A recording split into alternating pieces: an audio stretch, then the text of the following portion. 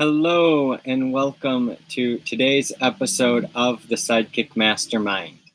Now, today's episode is about love and whether it actually gets the job done. Now, a lot of us may think love may be hindering us, or some maybe think love may be helping us. It's really a combination of both. And it's about, some of it's about our misunderstanding of love. And not really doing unto others as we would want done unto ourselves, and not understanding why we are getting retaliation, because it's like we are getting these things back. We're creating these environments with our thoughts, and when we're doing things to others, it may be tough love, but we're also doing tough love to ourselves, and we're putting ourselves through a struggle as well. So we need to be very aware of what we are doing through our love. We need to be very conscious of it. And, here's another quote from the Law of Success. It says, "You cannot indulge in an act toward another person without having first created the nature of that act in your own thought. And you cannot release a thought without planting the sum and substance and nature of it in your own subconscious mind, there to become a part and parcel of your own character." You've got to be very careful of what you are creating your own character out of. What are you focusing on in your daily life? Why are you doing this? Why are you doing what you're doing, from living, working, playing, loving, learning, and paying it forward? Notice that loving is only 1/6. Love is a part of the answer, but it's not the whole answer. It doesn't matter how much you say you love someone. If they are a select religious group that believes you need to die, that love's not going to save the day. And a lot of us want to change things that we don't understand. A lot of us want to push love out into the world without even loving ourselves first. And how can we do that? We have so many young people that don't even love themselves, and they're seeking for love outside of themselves. And I've been one of those people. My wife said to me that she understands how to talk to millennials better, and it's about talking about love more. And I think that millennials or younger people, I guess, are more in the love spectrum, and the older crowd is more in the tough love spectrum or the significant spectrum through your work. They worked hard. They worked hard to provide for their family and got done what needed to get done. And the newer generations aren't understanding that in other parts of the world, there's some evil stuff going on. And it's not just young people, it's people of all ranges, because I'm not bashing on young people, really, because young people have a lot of strengths and older people have a lot of strengths. Everyone has their own strengths and weaknesses. We can't generalize so much. And the biggest part of love is tolerance. There's two parts to tolerance. There's the first part of tolerance where you are being tolerant over people that you should be tolerant over, human mistakes. But then there's another part of us where we need to love people and not be tolerant toward toxic behaviors. And that's key. You can love, yes, love, but also, and be tolerant, but also understand that there are some things that you just shouldn't love. You shouldn't love murder. I hope that makes sense. a lot of society has shifted love from people to things and experiences because it's easier. Because we're all looking for the next dopamine hit.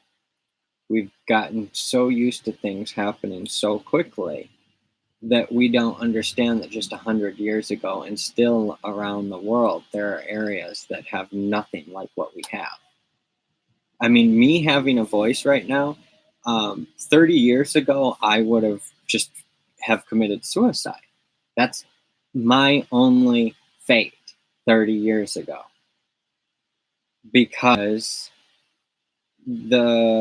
I mean, maybe I would have still had a level of hope, but I wouldn't have been able to get my message out like this. I wouldn't have been able to keep just grinding away at this, because right now you can become educated while educating others.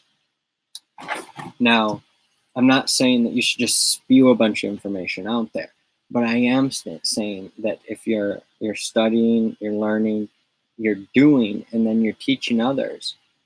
Part of what I'm doing is researching, and I'm talking to you through these podcasts, but I'm also going to be documenting a lot of things that I'm doing. I'm doing these podcasts based on things that I'm learning while building housing spaces and communities for both today and the future, both to solve the problems of today and solve problems of tomorrow. Where we're living in way too big of space, we're air conditioning too much space, we're wasting so much energy and resources just for human comfort, while so much of the world is very uncomfortable. That's the reality of the situation. We say we love people, but we really love ourselves. That's the American way. And that's the way that we have, that's the way that we flourished, is through this self-love. And the more you love yourself, the more selfless you can become, which sounds counterintuitive. And not everyone breaks over that barrier. Some people just completely fall in love with self and lose their minds. You've got to be open to this. It's got to be a constant struggle and effort. So you say, okay, well, there's a set amount of human needs. There's living, working, playing, loving, learning, paying it forward. And if you focus on all of those in harmony, that's when you have the balance. But if you focus on one more than the other, money, then you get out of balance and you can kind of lose your mind. It's when you go into the selfish realm, you go basic certainty, and then you go on significance with your work. And that may be parenting. Your work may be your parenting, or it may be your volunteering in the community, or it may be any number of things, but it's solving problems and serving others. You're living with certainty that you're going to have a roof over your head, you're going to have food in your stomach, those kinds of things, water. Then you're working to solve problems and serve others. Then you're building upon that. You're playing. You're having that enjoyment, because you've got to have that little bit of selfishness as well as that serving others. But what brings it all around is loving harder than you play. And it brings all those others together. Then you're learning and growing and following your curiosity. And then a step beyond that is paying it forward with gratitude. That's where the absolute selflessness comes in, is when you can pay it forward by overflowing with abundance. And I'm really struggling there, because I sometimes try to start there, that paying it forward, when I don't have my own human needs met. And then that selflessness goes back to selfishness, because then we need to meet our own needs and we can no longer give, and then it becomes like we're taking. And people think we're taking from us. And it's all a lesson that we each have to learn. Some of these are hard, tough love lessons on ourselves and others. But if the intention behind it is good, and your intention is to constantly improve. That is key. The intention of constant, never-ending improvement of yourself so that you can live, work, play, love, learn, and pay it forward. Thank you for another episode of Sidekick Mastermind. Check out inspirelansing.com to see exactly what we're working on and how you can be a part of it. If you want to be a partner, customer, employee, investor, these podcasts are looking to attract you. Thank you. Have a great day.